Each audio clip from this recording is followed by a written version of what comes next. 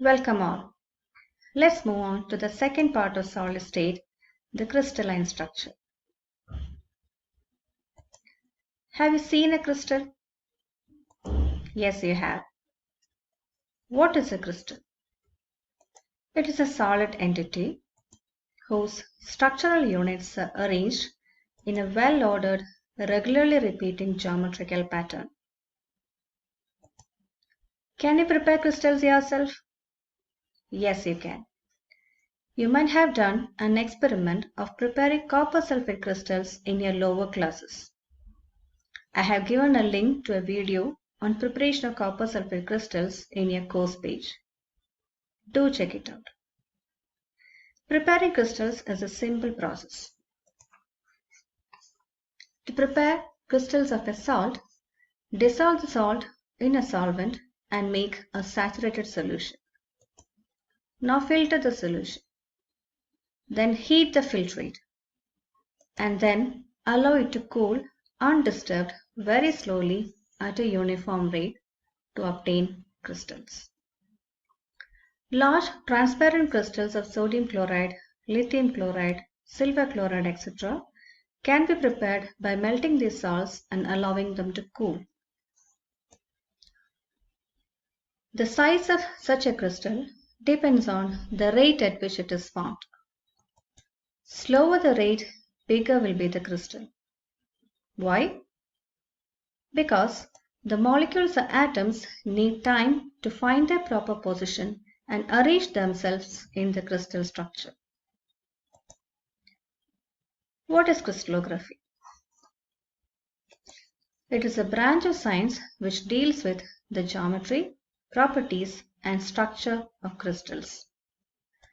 Crystallography is based on fundamental laws called laws of crystallography. One of these is the law of constancy of interfacial angles. The other one is the law of rational indices. We will see the law of rational indices later in this module. Suppose this figure or this cube represents a crystal. It has several edges, angles, and faces. The face of a crystal is the bounding surface of a crystal, which are generally flat. The angle between any two faces of a crystal is called the interfacial angle. The law of constancy of interfacial angles was put forth by N. Steno. The law states that the angle between the corresponding crystal faces remain the same for a given substance no matter how the phase develops. This means that the size and shape of the crystals of the same substance may vary, but the interfacial angle will remain the same. Thus, measurement of interfacial angles is important in the study of crystals, as this is a crucial factor in determining the type of crystals. Now let's study more about crystal structure. A crystal structure consists of crystal lattice and motif.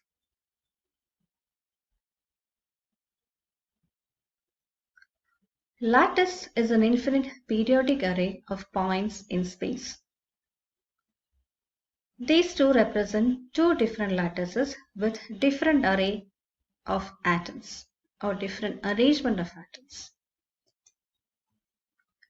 The arrangement of points defines the lattice symmetry. A lattice may be 1, 2, or 3-dimensional. Motif, also called basis, is a group of one or more atoms located in a particular way with respect to each other and associated with each point.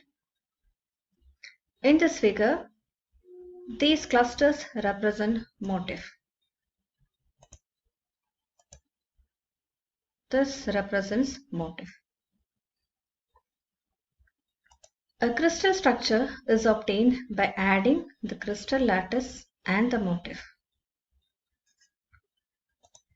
When an atom or identical group of atoms is attached to every lattice point, we obtain a crystal structure. This is another picture showing the relation between basis, a lattice, and a crystal structure.